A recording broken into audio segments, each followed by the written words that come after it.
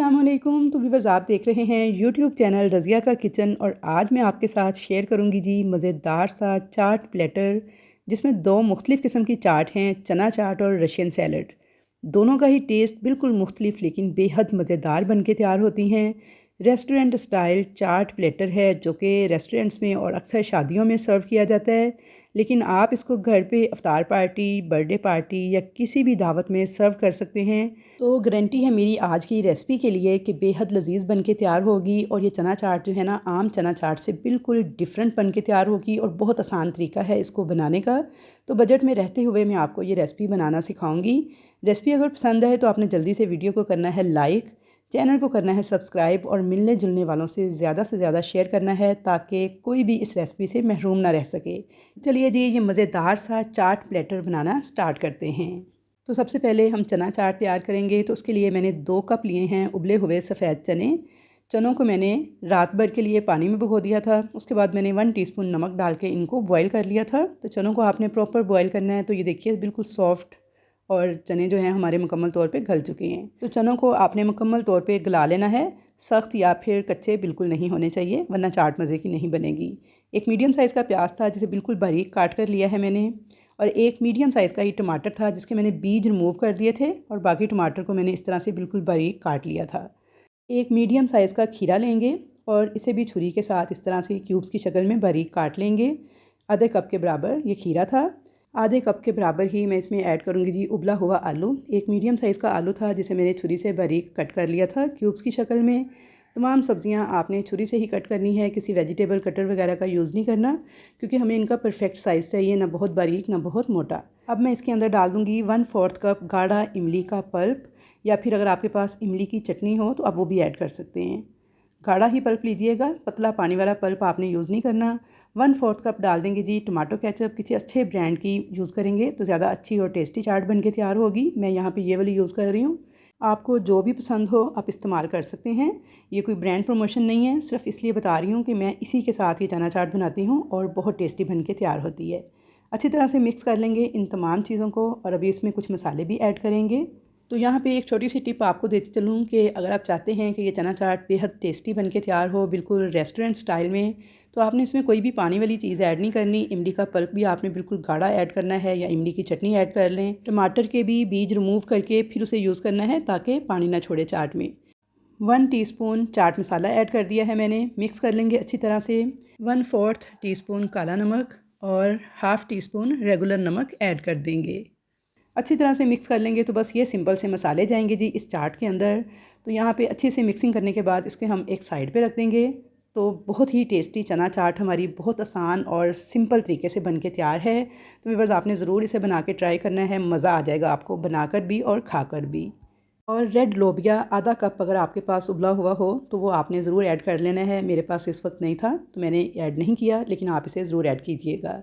अब हम बना लेते हैं जी रशियन सैलड। तो उसके लिए हम लेंगे 1 कप मायोनीज़। तो मायोनीज़ जो है वो आप किसी भी ब्रांड की यूज़ कर सकते हैं, लेकिन किसी अच्छे ब्रांड की यूज़ करेंगे तो बहुत टेस्टी रशियन सैलड बन के तैयार होगा। 1/4 कप मैंने डाल दी है इसके अंदर फ्रेश क्रीम, जिसे हम डेयरी क्रीम भी कहते हैं।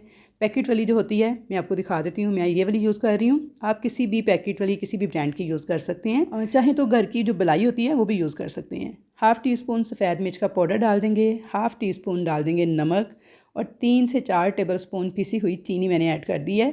अगर आप मीठा ज़्यादा खाते हैं तो आप 4 से 5 टेबल स्पून भी ऐड कर सकते हैं। अगर बिल्कुल नॉर्मल मीठा आपको चाहिए तो फिर आप बस 3 से 4 टेबल स्पून ऐड कीजिएगा। मैंने यहाँ पे 4 टेबल स्पून ऐड की थी। अच्छी तरह से मिक्स कर लेंगे इन तमाम चीज़ों को कि मायोनीज़, क्रीम और ये मसाले जो हैं वेल कंबाइन हो जाएँ, थोड़ी फ्लफ़ी हो जाए क्रीम जो है, इसके अंदर थोड़ी एयर आ जाए। तो आपने इसे अच्छी तरह से फेंट लेना है। तो यहाँ पे देखिए जी, क्रीम की मिक्सिंग तैयार करके सबसे पहले आपने इसके लिए ये वाली ड्रेसिंग रेडी करनी है जो कि इस सैलड की जान है। तो इसके लिए आप मायोनीज़ जो है किसी अच्छी कंपनी की यूज़ करेंगे तो यकीन करें सैलड का टेस्ट बहुत बेहतरीन आएगा। निकम्मी या फिर किसी हल्की कंपनी की यूज़ मत कीजिएगा, तो आपकी सारी मेहनत जो है ज़ाया हो जाएगी, उसका टेस्ट अच्छा नहीं आएगा। अब इसमें मैंने एक मीडियम साइज़ का सेब लिया था जिसे मैंने इस तरह से क्यूब्स की शक्ल में कट कर लिया था, ये ऐड कर दूंगी। तो सेब आपने यहाँ पे वो वाला इस्तेमाल करना है जो कि बहुत ज़्यादा सख्त या फिर हरे सेब होते हैं, वो वाले नहीं, बल्कि इस तरह का रेड वाला सेब जो कि सॉफ्ट होता है, थोड़ा जूसी किस्म का, वो यूज़ करना है। 1 कप बंद गोभी ऐड कर देंगे और इसे भी आपने क्रश करके नहीं लेना, बल्कि छुरी से इस तरह से काट कर लेना है बारीक बारीक। आधा कप उबले हुए आलू ऐड कर देंगे। इस तरह से क्यूब्स की शक्ल में आपने आलू को काट लेना है और आधे कप के बराबर ऐड कर देने हैं। आधा कप ही इसमें सफ़ेद उबले हुए चने ऐड कर देंगे और चने जो मैंने पहले ऊपर उबाले थे उन्हीं में से बचा लिए थे, वही वाले मैंने यूज़ किए हैं, सॉफ्ट उबले हुए चने। गाजर मैंने ली है, यहाँ पे मैं 2 किस्म की गाजर यूज़ कर रही हूँ, ऑरेंज और रेड। इसे मैंने बॉयल कर लिया था और देखें इतना उबालना है कि हल्का सा क्रंच इसके अंदर रहना चाहिए, बिल्कुल आपने मलैदा नहीं बना लेना।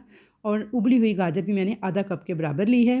मटर के दाने भी उबले हुए लिए हैं आधा कप।